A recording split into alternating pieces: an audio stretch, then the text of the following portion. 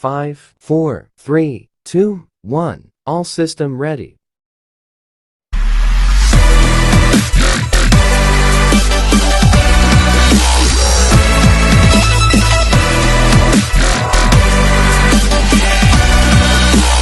Assalamualaikum warahmatullahi wabarakatuh. Baik, langsung saya baca apa saja atau saya jelaskan tentang konsep dan urgensi konstitusi dalam kehidupan berbangsa dan bernegara. Nah, perkenalkan nama saya Hersan, NIM B1B1B103. Langsung saja. Perubahan UUD NRI 1945 yang pada mulanya merupakan tuntunan reformasi dalam perjalanannya telah menjadi kebutuhan seluruh komponen bangsa. Jadi tidak heran jika dalam proses perubahan UUD NRI 1945 seluruh komponen berbangsa berpartisipasi secara aktif dalam 4 kali masa sidang MPR. UUD NRI 1945 mengalami perubahan sebagai berikut. Perubahan pertama, UUD NRI 1945 dihasilkan pada sidang umum MPR 1999 tanggal 14 sampai 21 Oktober 1999. B. Perubahan kedua, UUD NRI 1945 dihasilkan pada sidang tahun MPR 2000 tanggal 7 sampai 18 Agustus 2000.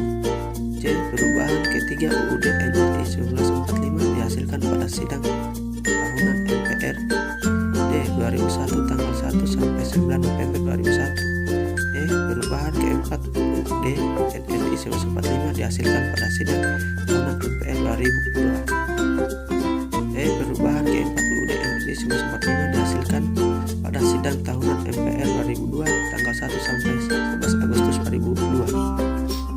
Setelah disahkan perubahan keempat UUD NRI 1945 pada sidang tahunan MPR 2002, agenda reformasi konstitusi Indonesia untuk kurun waktu sekarang ini dipandang telah tuntas.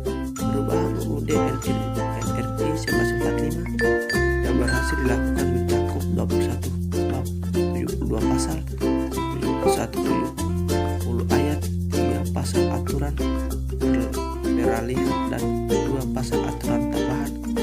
Ada 6 pasal yang tidak mengalami perubahan, yaitu pasal 4, pasal 10, pasal 12, pasal 25, pasal 29 dan pasal 35. Pasal perubahan undang-undang dan undang-undang dasar negara Republik Indonesia tahun 1945. Seperti yang kalian lihat di tabel ini, nomor perubahan, bab, pasal, ayat, aturan peralihan, aturan tambahan. 1 sebelum 11 37 49.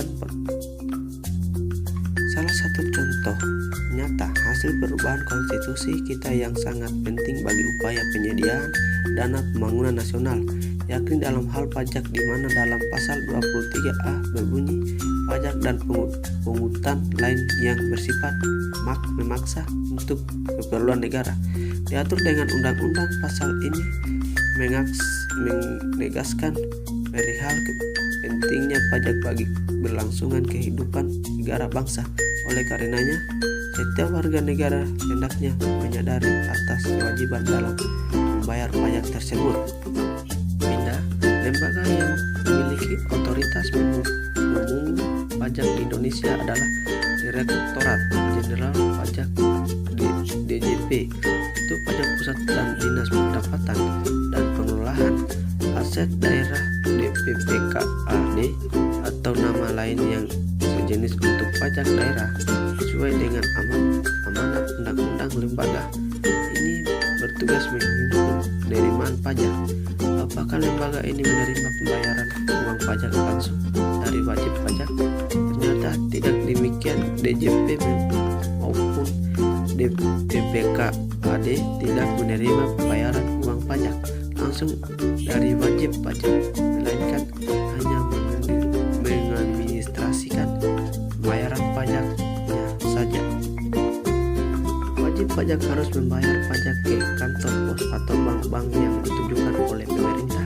Dengan demikian, baru pajak yang dibayarkan oleh wajib pajak langsung masuk ke rekening kas negara untuk pajak pusat dan rekening kas daerah untuk pajak daerah.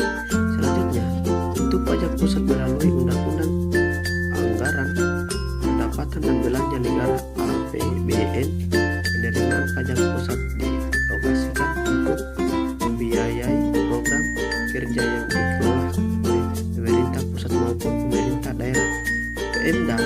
Sedangkan untuk pajak daerah melalui pembahasan PBB yang dilakukan oleh Pemda dan DPR. Pindah program kerja pemerintah pusat dibiayai melalui skema daftar isian pelaksanaan kegiatan di PA masing-masing kementerian dan lembaga negara. Adapun alokasi untuk pemerintah daerah dijalankan melalui skema transfer ke daerah melalui dana alokasi DAU. Dana alokasi khusus DAK dan dana bagi hasil selain itu. Ada juga skema subsidi pemerintah pusat yang dibuat untuk mengurangi beban masyarakat. Anda kalau penggunaan pajak dalam membiayai belanja negara seperti ini yang kita lihat di gambar ini. Ada kas negara, pembahasan APBN pemerintah dan DPR, dan anggaran pendapatan dan belanja negara. Ada juga APBN dan lain sebagainya. Masih banyak yang belum terlihat.